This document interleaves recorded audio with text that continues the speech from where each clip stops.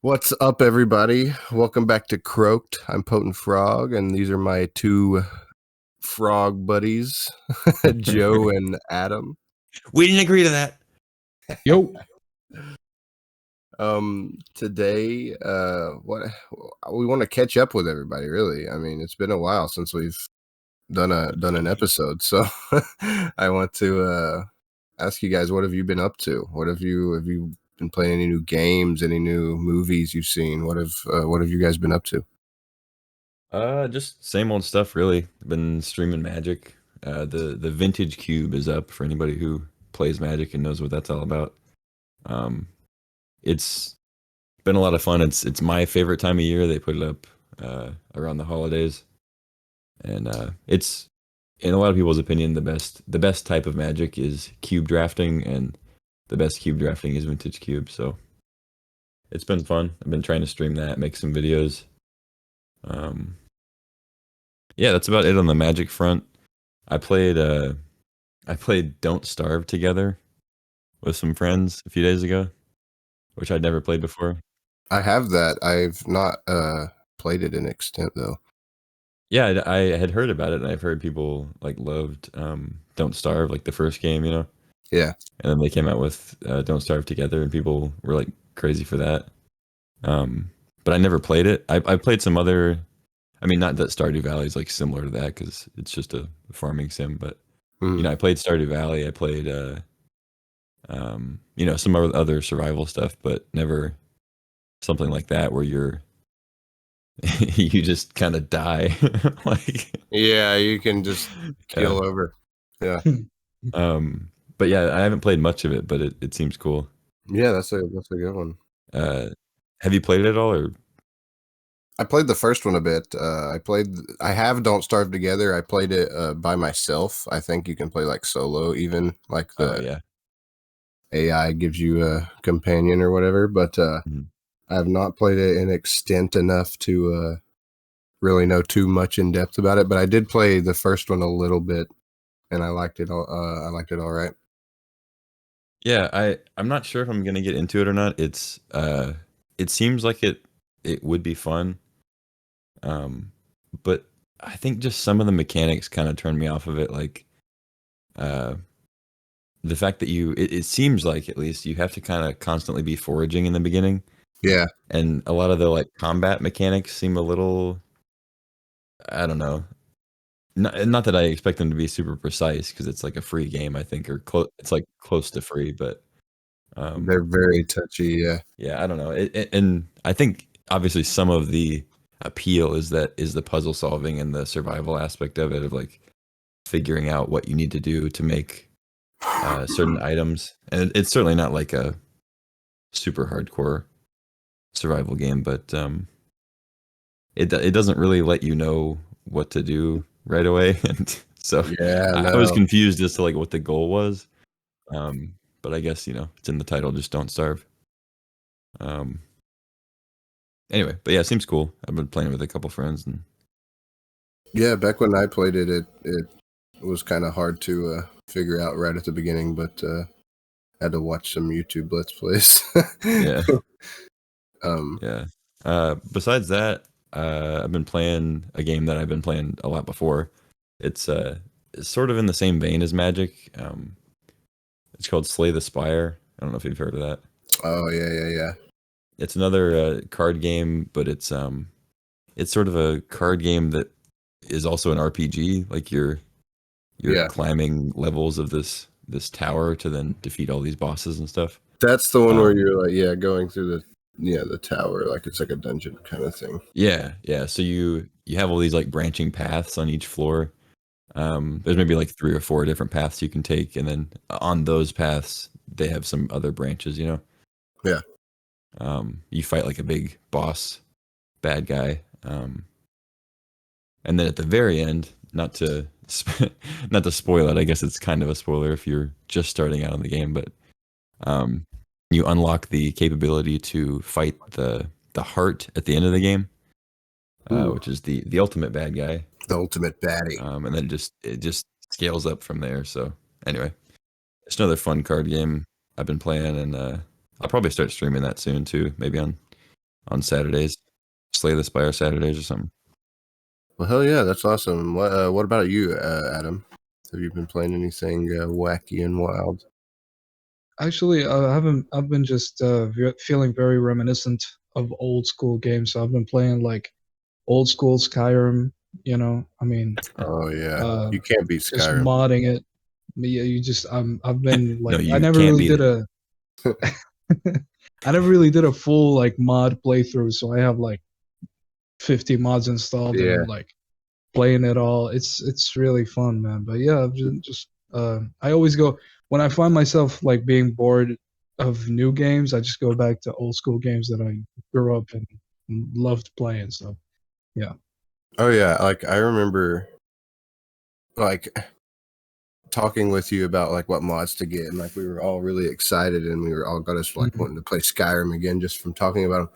And like I remember the first time having mods on Skyrim for like the PlayStation 4, because like when you're a console gamer for like your whole life and you don't have a PC or whatever access to like proper mods, like getting those mods for the first time is like unreal. It's like you're like 100%. It's just such a relief. And even though it was like limited on PS4 and not quite as much as you got like over on Xbox, it was still just like this is so cool to have like just at all. Like the fact that the game itself is giving you mod support is crazy to think of. And just that feeling of having a console and then it getting to experience the vibe of mods for the first time, like, is really, really cool. Yeah, man. And that's a pretty like unique experience, right? Like they don't usually offer any kind of mods for games, right, on console. Right, yeah. That's what I mean. Like there's not a lot of games that offer mods like that at all. Just like Bethesda games. That's why I love them. Like Fallout Yeah. 4 also has that. Especially on consoles, you know. So I'm curious, like, can you think of any other game that offers mods? I'm trying to think. I can't think off the top of my head. Does Minecraft do anything with that? Minecraft, yeah, when Bedrock had sort of mods to a degree, but you had to buy them as if they were like DLC packs in the store. So yeah, not quite the same. Yeah. Yeah, it's kind of whack to be honest. And like you couldn't combine them, which was the sad part. Like, because there's like, for instance, on Minecraft Bedrock Edition on the console, there are mods that let you have like furniture, like working furniture mods and stuff. But like, it only works in the world that's provided with the mod, and it's only there to like display, like, hey, this mod, it works. You know, like it's like the one that I bought was like $1, and I was like, oh, this would be cool to like, use in game. Nope, wrong. You can't do that. You have to like, you literally like it spawns you into a world that's like a tiny IKEA in Minecraft practically. And it's just like you walk around and like you can use some of the furniture and the cabinets and stuff, but it's like it provides no physical like practical use for in-game use. It's kind of whack. So weird. Yeah. We need to go back to the old school and just have more cheat codes in games where you can just go to the start menu, punch in some codes, get big head mode, low gravity. They're even when they do implement cheats anymore, they limit them almost. It's like GTA 5. It took them like several updates to finally add like a bunch of cheats, I think, if I'm not mistaken. They didn't have them right off the bat. They added them later. And then like when they finally added them, they had like the classic cheat, infinite health for GTA. But here's the thing. You had to go down, select it in your phone or whatever, type in the number on your phone, call it, which was like a 10-digit number. Call the number, let it ring, and then it would activate the infinite health. But it was infinite health for 3 minutes, and then you ran out of a timer, and you had to do it again. It was so stupid, and it was like they're limiting them for no reason. It was like infinite health for 3 minutes. Yeah, like why? How is that going to break the game if you do it any longer than that? No, but I know we've all been getting into Call of Duty quite a lot as well recently. Yeah. Yeah, dude. It's been really fun. I'm not gonna lie. I haven't been on Call of Duty for a minute, and I've been so like disconnected to what's been going on with the storyline in terms of like modern warfare. Yeah. But seeing this, the reboot is actually, I'm enjoying the reboot a lot. I don't know if it would compare to the OG, obviously, but the reboot is really fun to play, especially the Modern Warfare 2 one, which dropped recently, relatively recently.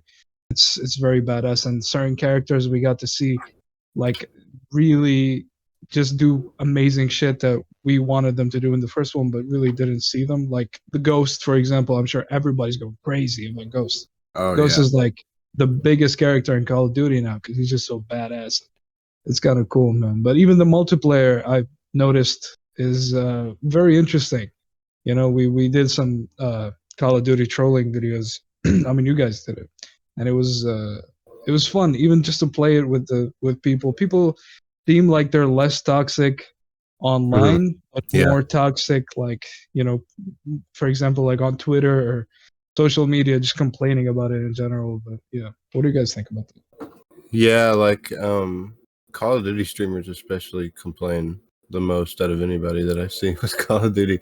But then you'll see games like places like GameSpot or IGN or any of these gaming outlets make news articles that say things like, just this morning I saw one, for instance, and it was I want to say GameSpot and somewhere else both posted it, and it was like, Call of Duty fans want another Advanced Warfare. And it's like, no, they don't. Literally nobody wants that. I think maybe 2 people want that, you know? And they're just making that shit up off of somebody's tweet on Twitter, you know, somebody that has like 13 followers maybe. It's like no prominent source of anything, and they're just like, oh, Call of Duty fans really seem to want Advanced Warfare to come back. And it's like, no, they don't. And you look at the comments on the article, every single comment is people going, no, we don't. Nobody said this.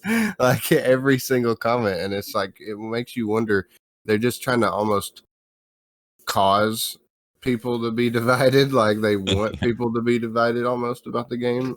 It's and then it fuels the fire for all these big Call of Duty streamers to come in and complain about all these features that are removed or added or changed in the new game, and then they complain about the exact same thing, but like vice versa in the other game. You know what I mean? Yeah. The official Call of Duty Twitter is just like, now we all know Treyarch makes the better game. Yeah. Yeah.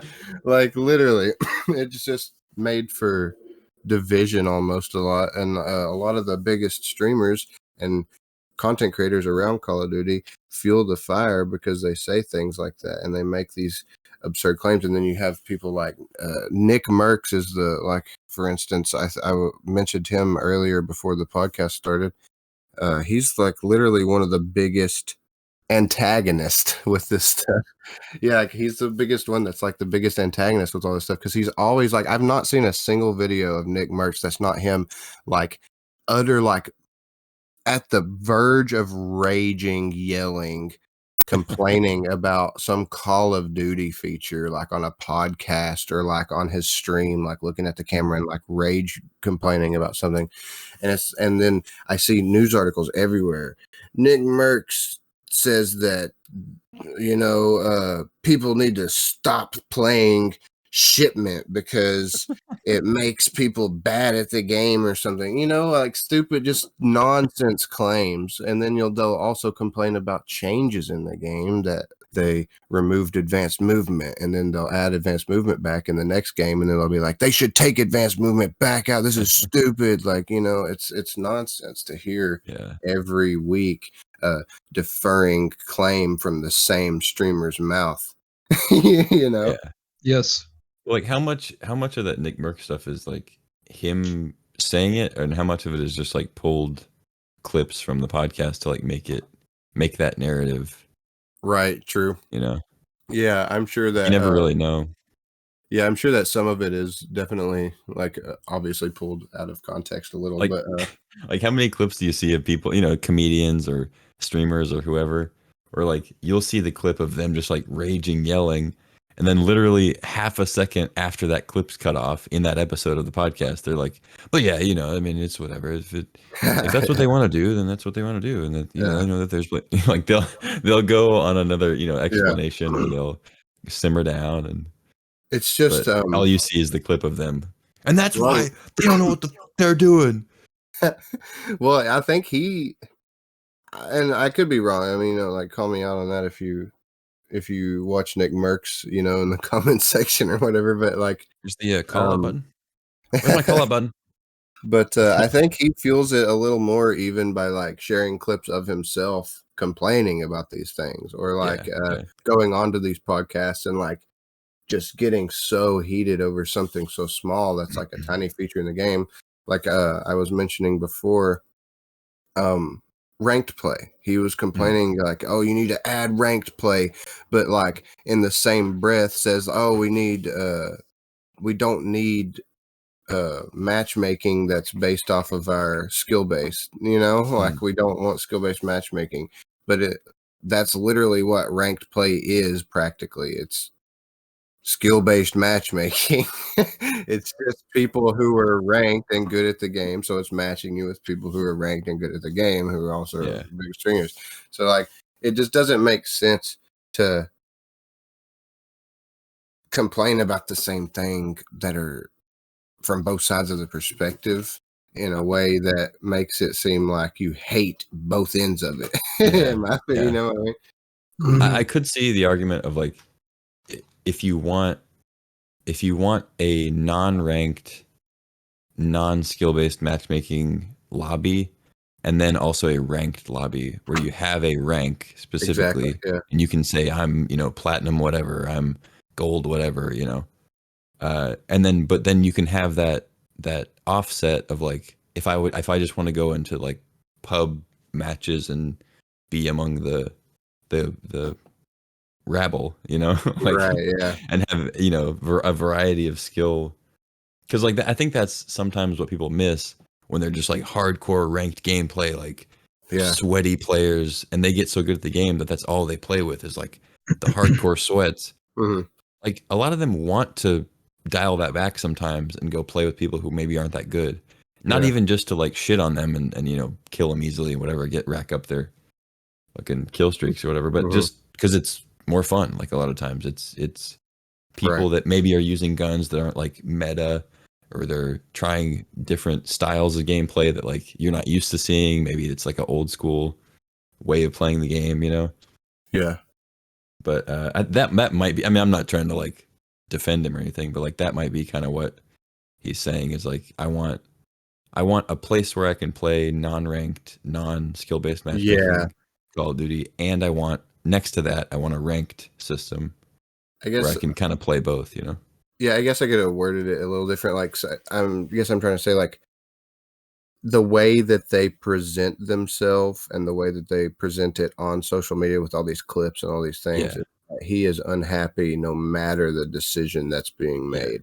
And I think that they should present themselves better when they're like the main faces of these Call of Duty streaming, you know what I mean? Like faces as huge as Nick Merck's or just any of them.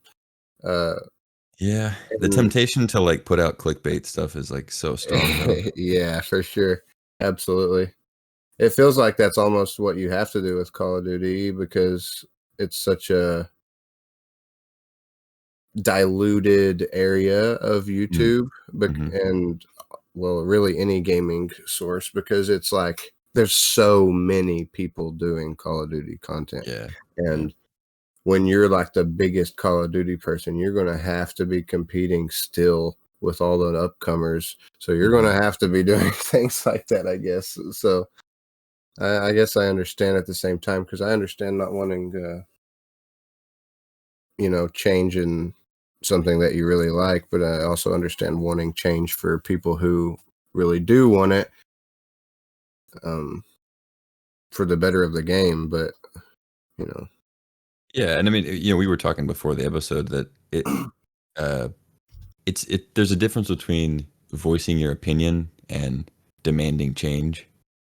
Like that, and I think that's the distinction that can make it annoying. Is like, it's one thing if you just want to get on Twitter and be like, I hate how they do this.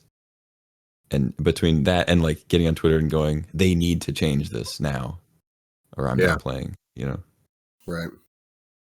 And then you could get to a point about it where you're like Ninja, where like you play Fortnite on the side now, like you have a day of the week dedicated to Fortnite, and like anytime you come across like, you know, a stream sniper or like somebody hacking, you literally call your friend at Epic Games and like you're like, this guy is doing this and this. Yeah. It's like, oh my gosh, you just get to the point where you're like, that's what you're doing to get people to like bring your name up in conversation again. Like, Ninja just called Epic Games and reported a guy midstream. It's like that's like the first thing I've heard of Ninja in the past year, I think. I mean, hey, like I would honestly love that though. Like if I were him, to just be the biggest name in Fortnite and then just kind of go under the radar again, you know, but still have like a super popular stream. Like I would love to be famous and not have to be the face of everything. He's always really been when you think about it, he's always been like the main Fortnite streamer. Like, and you think, I know a handful of other people play it, but he's got to be the main guy on Fortnite right now that everybody watches. I mean, yeah, I don't know. I haven't seen him much. Yeah, I think Tfue still Fortnite all the time. I think Merc used to play it a lot. Yeah, and he complained about he was like big on Warzone, and then I think he's like mostly on Apex now. Warzone is like a whole thing in itself.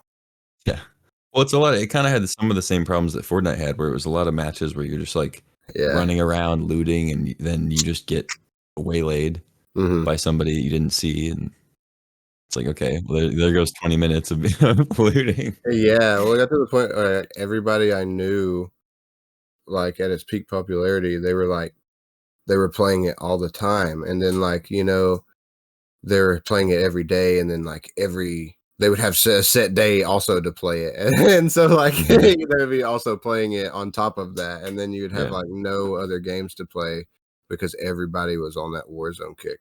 And so I was just so tired of Warzone for a while there because everybody was just Warzone, and all the every Call of Duty related thing online was Warzone, gaming related Warzone, Apex. Yeah, I mean, everybody should just become voice trollers. That's the moral of the story. If everyone was a voice troller, then nobody would know the difference. Yeah. Call of Duty would be a perfect world. Dude, imagine a lobby where it's just what would it be, 16 or how many are on it? Oh, it's 6v6, right? 12, just 12 voice trollers. Just all trying to do shit. Oh man, I mean, speaking of, and like I love them to death. They're like no hate towards them at all. They're all like some of the first friends that I made doing voice trolling. Absolute wonderful people. But there's a group of voice trollers that I joined when I started doing it, and we would all get in a group chat and like hang out and goof off, and it was so fun. But like at times it was so like hard to sit in that group chat with everybody because it was literally just like 7 voice trollers trying to like do the same impression over top of each other, and like you couldn't hear anything, and so it was just like a big conglomerate of people just like doing the same impression. It's so funny, and you're not getting as many reactions because there's no reactions because everybody's doing the impression. Yeah. Have we seen any movies lately? By the way, that made me think of recent movies. Good segue. Movies, huh? Man, I don't know if you guys seen those movies, but recently, I've watched like 2 of the greatest movies I've ever seen in my life. Ooh. I know this might not be very popular with you guys, but maybe you have, because then there's a new movie that came out recently called The Banshees of Inisherin. It's like an Irish movie. It's not very known in the U.S., I don't think, but it's obviously, you know, very covered. Except it's like Colin Farrell and this other dude, David Gleason. I'm sorry if I'm fucking up his name, but anyways, they're like the new dynamic duo when it comes to fucking making amazing movies. You guys must see. I don't know if you've seen it, but there's the first one is In Bruges, and then they made like a completely unrelated different movie, but the same cast with the same director. called The Banshees of Inisherin.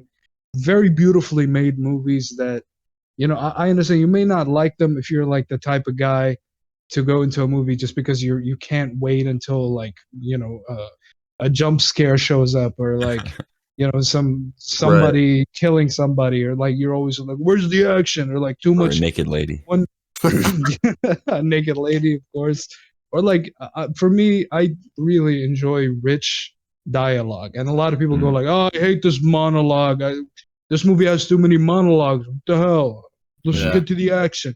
And that's like something is a bit of a pet peeve of mine to hear people say, because I really love good writing and good dialogue in movies.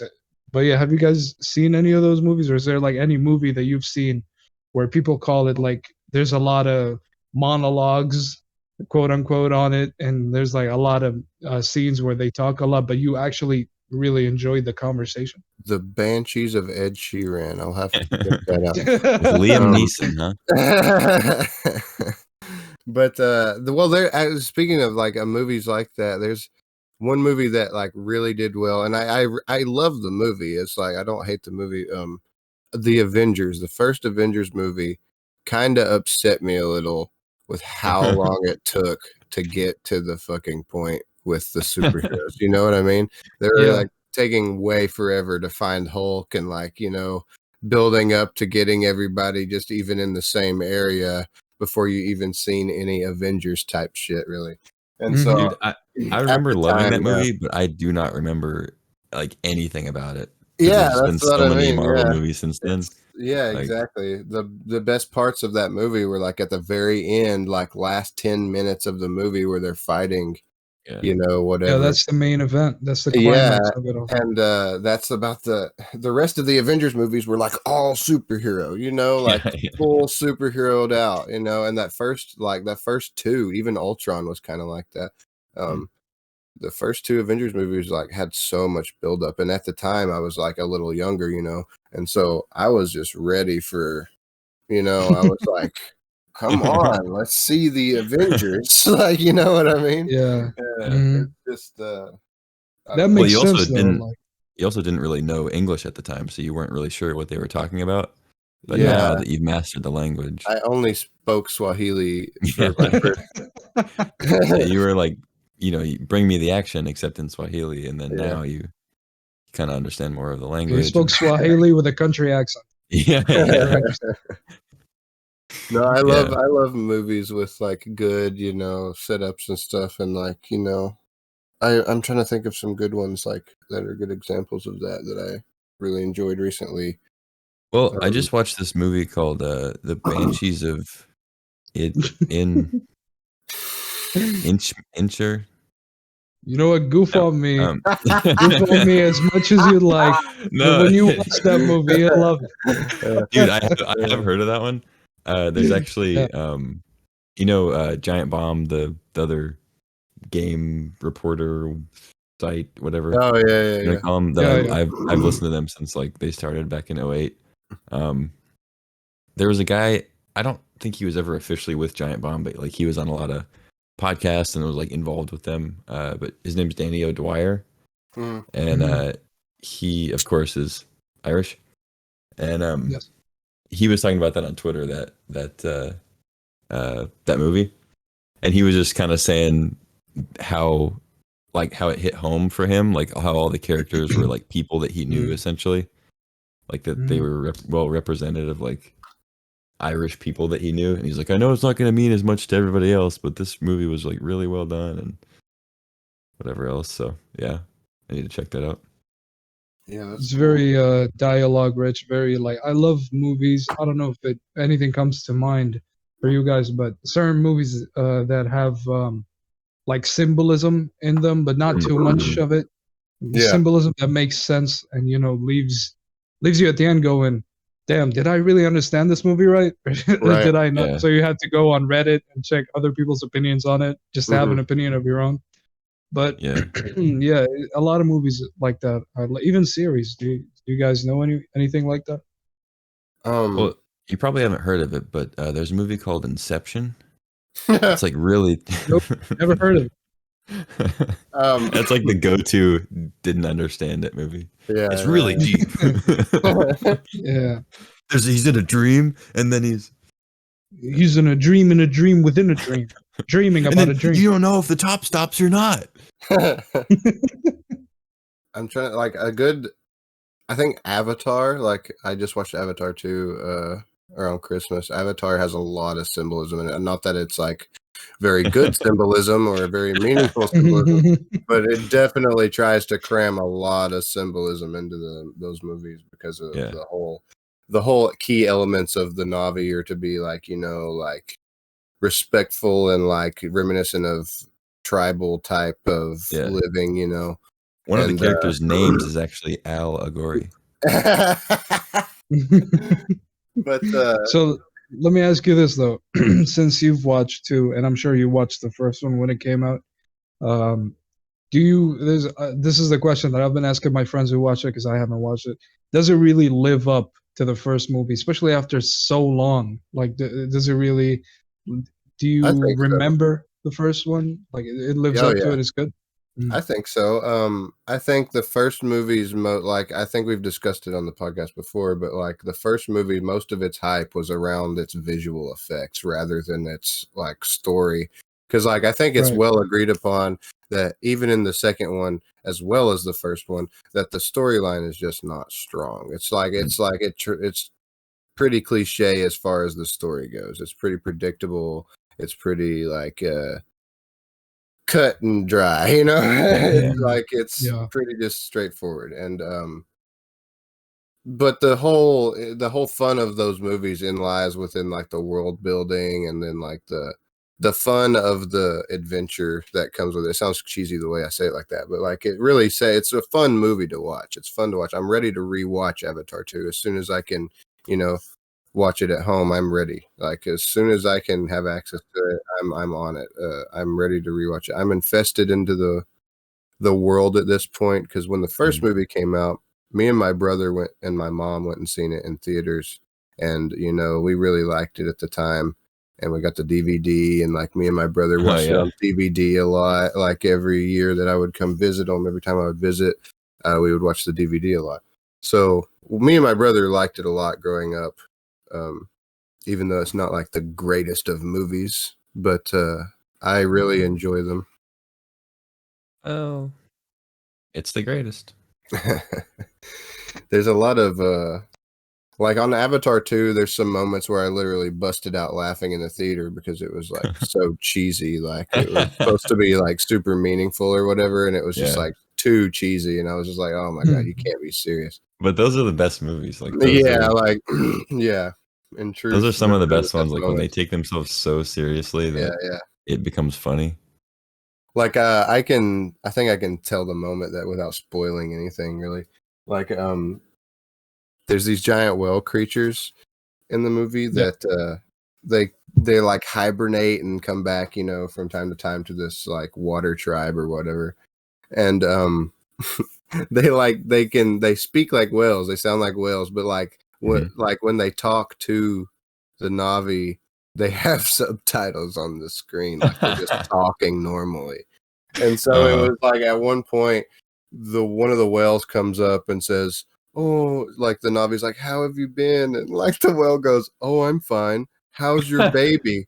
And I literally like cackled out loud laughing in the movie theater. I was like, "What the hell? You cannot be serious." Like it was just like that was like the most cheesiest moment I think in that whole movie. I want to say it was just so absurdly funny. Another whale comes up and like splashes them, and just the subtitle just get bent. Yeah.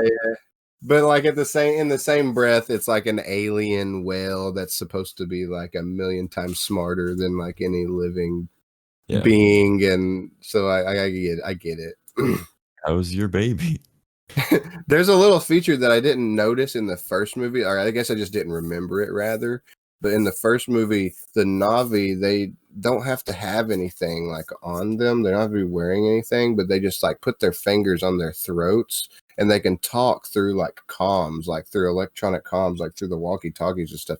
I didn't notice that in the first movie, But upon rewatching the first movie, I see them doing it, and then the second movie, it threw me off. I was like, "That's kind of stupid," because they were just talking through their throat into the, walkie-talkies. It sounded like a walkie-talkie when they were talking to each other. I was like, "That's silly. Why does it sound like a walkie-talkie if they're talking through their throats?" Yeah, it's just so we understand it. Yeah. We gotta dumb it down for the kids. Make you sound like a walkie-talkie. Are you sure that doesn't really fit the fantasy of the environment? Nah, do it. They'll understand. Smoking like 2 cigars. Just fucking make it a walkie-talkie. No, but like I really love fantasy stuff. I like anything fantasy I can really get into if it's like done. Like with Avatar, the world building is like a lot, but with not so great of a story to follow up on. So it's like more of something that you're getting into just simply for the fact of like, oh, this is a cool world and I want to know more about it and I like the concept of it. Whereas like something like Harry Potter, for instance, I could sit and watch lore videos upon lore videos of Harry Potter for days, like hour-long ones. I could rewatch the movies endless amounts of times and probably never get tired of them. So I'm so excited. It's about this goblin, right? He has no legs. He's dragged around on a rope by this big troll. Okay. What's the troll's name? Giggly Scrumbly Boy. Okay, Giggly Scrumbly Boy, and then he has a legless, armless goblin? Yeah. It's called Harry Potter. Yeah. Okay, I'll check it out. Right after I check out Banshees of Ed Sheeran. You said you're excited for something? Oh, I'm excited for Hogwarts Legacy. That's why I'm excited for Hogwarts Legacy, because the world building of Harry Potter, and then this taking place in I think 1890 or something like that. It just makes it interesting because it's like right before, Harry Potter and kind of early ages of Dumbledore. You might get to see Dumbledore as a first year, maybe, at most. Or Wrigley Grambly Man, or whatever you said. Wrigley Grangly. But yeah, I mean, I'm sure if he is, we'll know. It's his wand. You're a wizard, Scrimbly Bumbly Hamble. He's the most recognizable character in the series. If he's in the game, he'll be the first character on screen. I bet. He's in the tutorial. Yeah. Just dragging a legless, armless goblin. That's the first boss. Expecto Patronum. Just gribbly scramble. But yeah, that's gonna be freaking awesome, from what I've seen at least. Yeah. So there's no from what you've seen, there's no is there any direct reference to all the I guess there wouldn't be any direct reference to Voldemort or the future, any indication of what might come later?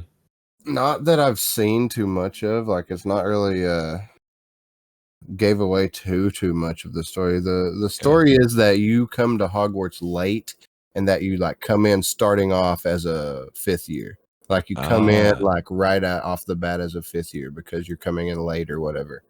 And you're there to help something with the ministry, figure out what's going on. There's somebody doing some crazy shit. I can't exactly remember what it was. I watched this video a few days ago, so I can't exactly, the details are a little blurry, but exactly what they said, but something along those lines. So there's not much that I've seen that's callbacks or rather foretelling forwards. Yeah. What's going to happen. They said you might see some familiar faces, but we watched Harry Potter, right? And I'm curious how they're going to pull it off, especially considering that Tom Riddle is not a character yet, and he's not, Voldemort is not a thing. Mm-hmm. But he does. Did he really invent the dark magic? I mean, the Horcruxes and those. He didn't really invent them, right? They were already existing. Yeah. So we're probably going to see a new villain. Yeah, like Horcruxes were already a thing before. It was just like a banned form of dark magic that is like not supposed to be used. And Tom Riddle in the movies found out about it by finding a book in like a restricted section of the library, and asked about it to what's his name? Mad Eye. No, that's not him. The one guy that was like the sofa in the movie, and he turned from a sofa. I can't think of his name, but he asks him about it, and then he tells him because he trusts him, and that's how he figures out about that. And then he accidentally made Harry a Horcrux when trying to kill him. He didn't mean to make him a Horcrux. That's the story. That's the whole story with Harry Potter set up. Right. Yeah. But this one takes place in 1890, which, like I said, then we might see like Dumbledore as a first year, maybe, or something along those lines. Like I said, they said you might see some familiar characters, but it might not be a lot. I'd say some of them will be paintings of people that'll be recognizable. You know, like that's a curious thing to say. Like, who are going to be the familiar faces? Especially that's what since I'm like curious about. Most of them are come after this. I mean, there's nobody older than Dumbledore, really, is there? Not to age check. Not as far as like known characters, you mean? Yeah. In real life too. I'm sure they're just at all times started with Dumbledore. He's God. Yeah, he is God. He is Christ. I'm curious if they're going to do any time jumps. Like that's what I'm wondering about. I read an article earlier. It was probably clickbait, but like they were theorizing that Harry Potter will be in the game, but I highly doubt it. I was telling you earlier. I read an article. Sean Penn is Phineas Black, the headmaster of Hogwarts in the game, and he is a Slytherin, and he's like all stuck up and. Sean Penn, really? I heard it was like Simon Pegg. Yeah, Simon like Pegg. A British actor. Simon Pegg, yeah. Yeah, Simon Pegg, that's who I was. Simon Penn. I can see why you said Sean, because like he played Shaun of the Dead, which is his most iconic role. Yeah. Subconsciously like crossing the two. Yeah. But that seemed interesting from what I saw of that. Yeah, I mean I think I'm totally fine with not having any like character correlation. Like I would be totally fine with just a fresh slate of wizards and characters and adventure and whatever. Sure. I wonder, speaking of like the villain, if it's gonna have sort of the like Morgoth feel, like with Lord of the Rings, where you have this like ancient evil. Like I wonder if they're gonna try to do something that's even more powerful than Voldemort, you know? I seem to remember something similar to that being said or mentioned. Because Voldemort definitely feels more like a solo actor. Like he has his Death Eater gang, but like he's definitely the head honcho. Or like the Morgoth stuff. Like I mean, I'm not like super into Lord of the Rings lore, but from what I know of it, he was much more about like having just a massive army. You know? Yeah. And Voldemort reminds me much more of like Sauron or Saruman, of just being all about themselves, you know? Right. Well, Morgoth was selfless, you know. He gave to charity. He gave it the office. Yeah. Frequently he used to throw these massive potlucks to provide all the food. Yeah. Yeah, like I don't know, like Harry Potter is just one of them things that I can really, really get into really deeply, and I think it'll be a good thing. HBO's talking about bringing back the movies and continuing the movies, and maybe making a Cursed Child movie and bringing back Daniel Radcliffe and the original cast, and like. I mean, I'm totally down for that. As like, even if it's shitty, I'll probably enjoy it because I really loved Fantastic Beasts. The third movie was kind of weird, but I really liked them. I still haven't seen that. Is it going to be after the events of Harry Potter? Or is it like are we going to see Albus Severus Potter You know, Harry Potter's kid. Yeah, it'll be taking place after Harry Potter, like because it follows Harry Potter's kid. Oh, I see. Albus Potter. The cursed child or whatever, I believe.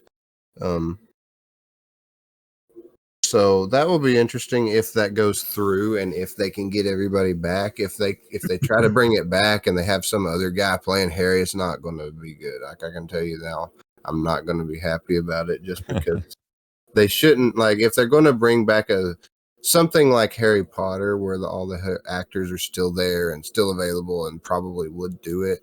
Like they came back for the freaking anniversary and like did all the sets and stuff and like I mean. Yeah.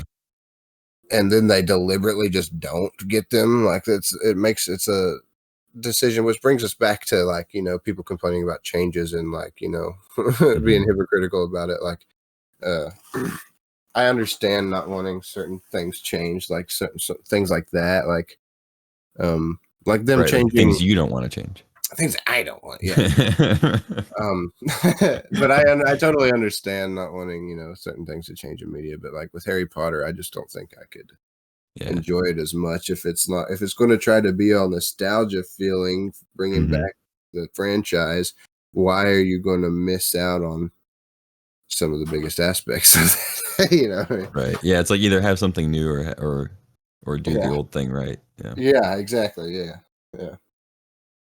And I mean, enough time has passed that like they could easily pass for whatever older characters right, they want to portray. Yeah, you know? like they can all easily play the proper ages of like in the Cursed Child book, I believe, because I believe the book's been out for a little while. Yeah. Who wrote it? Not J.K. Rowling, right? Yeah, J.K. Rowling, I believe. Oh, okay. Why would she not write it? Yeah, they recently didn't she let go of the whole she thing? let go of the movie like rights. She has no connection to the movies anymore. Like if they make another movie, she won't be involved. But I believe she still has rights to like the books and everything like that. Which she also wrote Fantastic Beasts. Which they made movies of all three of those as well. Which also, I didn't know this until the other day, but they were making the books or they were making the movies before the books were even finished. Like, they had just finished episode 6 by the time the Deathly Hallows got finished and put out. Like, they had just released episode 6 right when the last Deathly Hallows got published. And so they were still having to like, that's why a lot of characters had like role changes and like all sorts of stuff like that. Because a lot of the characters they had cast as like the background kids in the first 2 movies suddenly had speaking roles in the third and fourth movies. And like, they were like, oh, we can't have somebody with like no acting proper experience. Sure. Like talking in the foreground or whatever. Yeah, some extra who's never actually acted before. It's now I have like 12 lines. So a lot of characters, it was like 32 actor changes. Damn. All together, yeah. It's crazy. But yeah, I'm excited for that. We were just recently playing the Chamber of Secrets on the YouTube channel. Oh yeah. Yeah, check those out. If you're hungry for all the hottest Harry Potter content, check out our PS2 Chamber of Secrets playthrough. Oh man, you'll flipendo your socks off. Flipendo. Well, that's all I've got for this week. There's not been anything much happening this week that's been crazy interesting, other than some Hogwarts announcements and Avatar 2 coming out, and that's been out for a little while now, about a month now. But yeah. So you guys got anything you want to talk about before we close out for the day, or? I'll wait until Adam gets off so I can so I can really give you guys a piece of my mind. Yeah, dude, it's just seeing all these people complain on Call of Duty is annoying. I want to talk about that again and never end the podcast. Just continuously talk about that. Yeah. You can either, what's the thing? You can either You either die a hero, or die a hero, or live yourself. too long to see yourself become a villain. Yeah. Fucked it up. Yeah, I got nothing. Let's let these nice people go. Been keeping them, holding them hostage for long enough. Thank you guys so much for listening. I appreciate it. We'll be back with more regular podcasts, so be on the lookout for that. Be sure to check out all the extra gameplay videos that aren't the voice trolling videos. I really appreciate your support on those. It lets me know that you guys like me other than my little goofy voices that I do. So I really appreciate you. Like me for me. You like me for who I am. I really appreciate you guys, and thanks for listening.